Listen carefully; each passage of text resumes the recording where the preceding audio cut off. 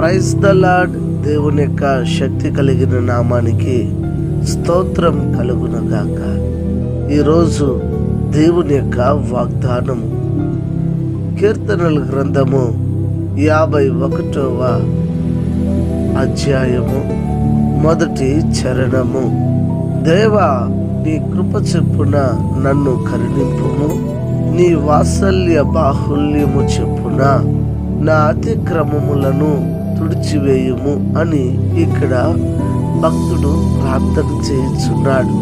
సాధారణంగా చూడండి, మనము ప్రార్థన చేసేటప్పుడు ఎలా ప్రార్థన చేస్తామంటే, మనకి అది కావాలి దేవా, నాకు ఇది కావాలని చెప్పి మన అవసరతల కోసమే ప్రార్థన చేస్తాం.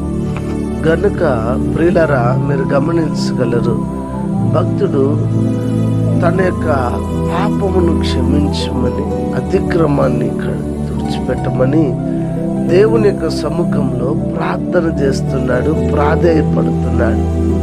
ఒక భక్తుడికి ఉండాల్సినటువంటి లక్షణం, ఒక విశ్వాసికి ఉండాల్సినటువంటి లక్షణం, ఓ క్రైస్తవుడికి ఉండాల్సినటువంటి మంచి ప్రార్థన ఎలా అంటే, మొట్టమొదటిగా తన పాపములను దేవుని ఎదుట ఒప్పుకునే స్వభావం, ఒప్పుకునే ఆ స్థితి, ఒప్పుకునే మనసు అనేది ఉండాలి.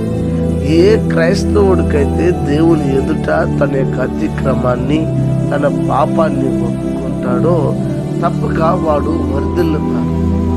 ఎవరైతే పాపాన్ని దాచిపెట్టుకుంటారో, దేవుని ఎదుట ఒప్పుకోకుండా నాకు అది కావాలి, ఇది కావాలని అస్తమానం ప్రార్థన చేసినా ఆ ప్రార్థన ఎంత మాత్రమును కూడా ప్రయోజనం లేదు అన్న విషయాన్ని గమనించగలగాలి.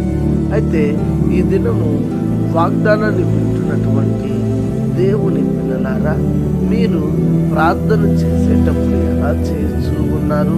ఒక్కసారి ఆలోచన చేసి గమనించి ఒక నిర్ణయం తీసుకొని మరి ప్రార్థన చేద్దామా? ప్రార్థన. పరిశుద్ధుడా, ఈ ఉదయకాల సమయం మందు మీరు మాతో మాట్లాడిన రీతికై వందనాలు దేవా. మరొక మారు మాలో ఉన్న లోపములను తెలియజేశారు, అందులోకి స్తోత్రాలు. ఇక మీదట దేవా, మాటల ద్వారా, చేతల ద్వారా, క్రియల ద్వారా చేసిన పాపములను మీ సముఖంలో ఒప్పుకొని దేవా, యోగ్యవంతులమైనటువంటి నీతిమంతులు చేసిన ప్రార్థన మేము చేయనట్లు సహాయం చేయండి. కానీ చేసినట్లుగా ప్రార్థన చేయటము సహాయం చేయండి దేవా. మరి ప్రభా, అట్టి మనసును అందించినట్టు చూపించండి. మీ నామని ప్రార్థించుకొని, సర్వోన్నతుడా, సర్వశక్తిమంతుడా, అనారోగ్యం ఉన్న వారికి ఆరోగ్యము, ఆర్థిక ఇబ్బందులు ఉన్న వారికి విడుదల, రక్షణ లేని వారికి రక్షణ ఇచ్చి ప్రతి వారిని ఈ రాకడ కోసం సిద్ధపరచమని, ఘనత మహిమస్తుతి నేను పొందమని యేసు శక్తి కలిగిన నామములో స్తుతించి ప్రార్థన మీకు సమర్పించి అడిగి వేడుకుని నామమున తండ్రి, ఆమేన్. God bless you. దేవుడు మిమ్మల్ని దీవించి ఆశీర్వదించును. ఆమేన్.